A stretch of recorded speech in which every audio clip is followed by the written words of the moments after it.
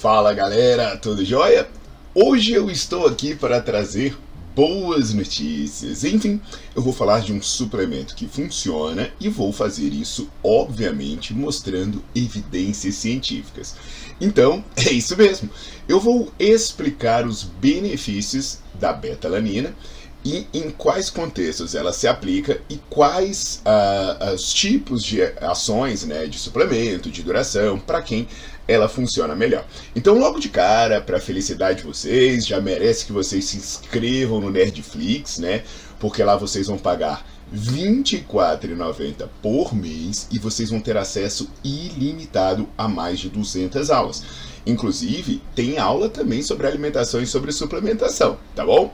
Então já corre lá e aproveita o clima bom de boas notícias. E você também já deixa o seu like no vídeo, já bota para seguir o canal e ativa as notificações, porque aí sempre que tiver notícias, eu volto aqui para falar com vocês.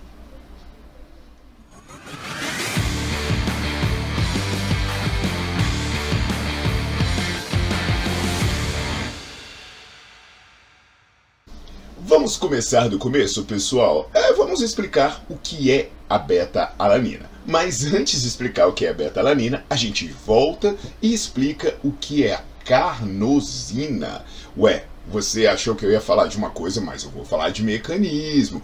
Porque a carnosina, também chamada de beta-alanil L-histidina, é um dipeptídeo. Você vê aí pelo nome beta-alanil L-histidina. Então, dipeptídeo, ela tem dois aminoácidos. Um é a beta-alanina e o outro é a histidina, como o próprio nome diz.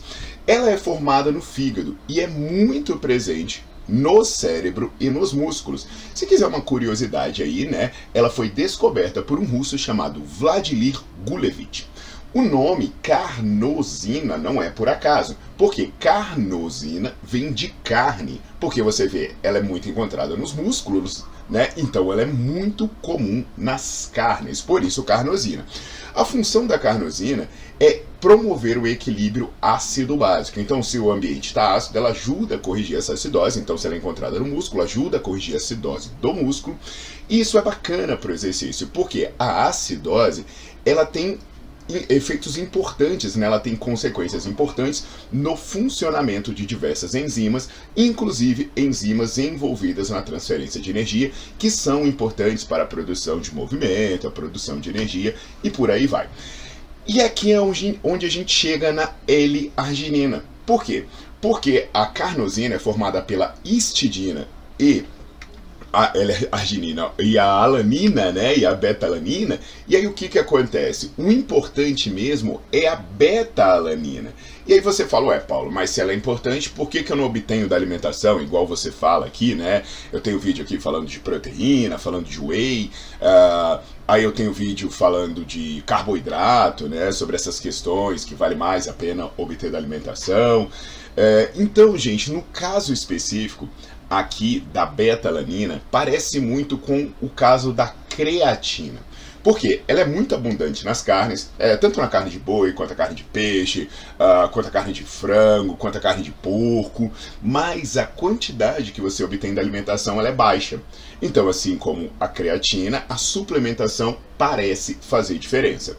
E isso daí, né, fazer diferença, também se justifica pelo fato de que para produzir a carnosina, o principal limitante é a beta-alanina que você come. Então a sua produção de carnosina depende da quantidade de alanina que você ingere. Então quando você suplementa, você aumenta os níveis. Eu estou falando de livro que eu estava pensando, pô, esse negócio de fisiologia tá top no livro do meu amigo Cláudio Lira, eu vou deixar o nome aí para vocês procurarem. Então assim, aumenta os níveis de beta-alanina no músculo.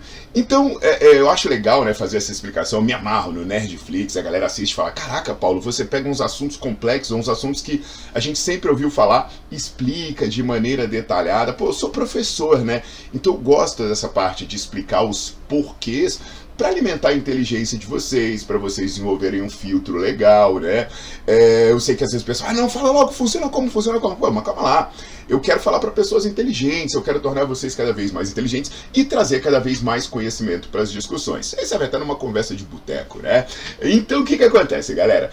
Para vocês entenderem o funcionamento, eu vou trazer uma revisão sistemática e meta-análise que tem uma turma muito boa, que envolve muitos brasileiros lá da USP, como o Bruno Gualano, o Hamilton Rochel, o Guilherme Atioli e muitos outros. É uma revisão que ela reuniu dados de 40 artigos e que, somando esses artigos, tinham 1.461 participantes. Reunindo os dados de todos esses artigos que usaram beta-alanina de diferentes formas, foi revelado que a suplementação da beta-alanina ela trouxe melhoras no desempenho.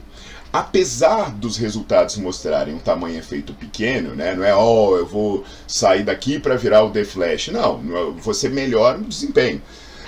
Então, apesar do tamanho efeito ter sido relativamente pequeno, ele foi muito consistente. Então, assim, sempre estava dando certo, raramente dava errado.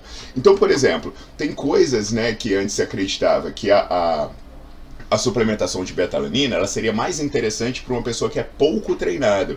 Porque uma pessoa treinada, ela já seria menos sensível aos efeitos, porque o próprio sistema de tamponamento dela ia estar muito desenvolvido, né? Ela tinha uma maior sensibilidade à dor, então faria pouca diferença. Mas não, esse estudo mostrou que ele deu certo em treinado, ele deu certo em destreinado. Outra coisa que a galera pergunta muito é sobre a dose. Mas e aí, teve que tomar muito? Gente, uma coisa muito bacana é que tinha estudos com doses de 2 gramas, né? 2 gramas. E tinha estudos com doses de 6,4 gramas. E todos eles deram resultado. Então, assim, não é uma questão de, então eu tenho que tomar muito. Não, também não.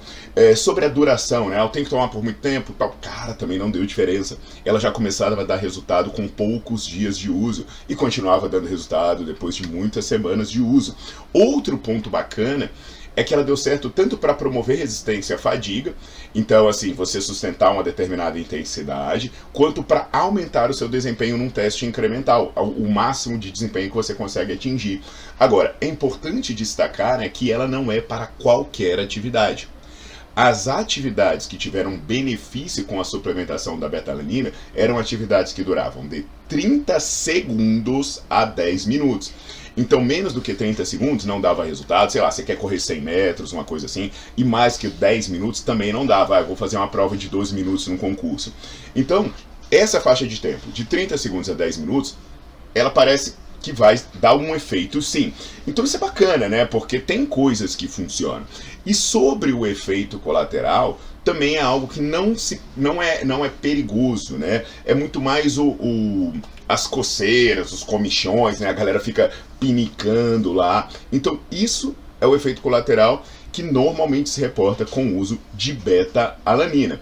E isso costuma ser resolvido quando a pessoa toma doses baixas separadas pelo dia. Paulo, mas eu vou tomar 4 gramas. Então toma 1, e costuma dar menos esse efeito colateral. Agora perceba que eu estou falando de desempenho, tá? Eu estou falando de desempenho. Isso melhora o desempenho. E aí eu vou fazer um próximo vídeo, que vai ser na semana que vem, em que eu falo sobre massa muscular e gordura, porque também senão o vídeo fica muito extenso. E galera, eu deixo aqui na descrição do vídeo, né, o link para vocês entrarem no meu grupo do Telegram, que lá no meu grupo do Telegram tem todos os artigos que eu cito, tá bom? Então, deixa o seu like no vídeo, lembra de seguir o canal, lembra de entrar no meu grupo do Telegram para ler os artigos na íntegra, para você se aprofundar na coisa. E não se esqueça de assinar o Nerdflix, o melhor canal de informação sobre atividade física e saúde do mundo. Até a próxima!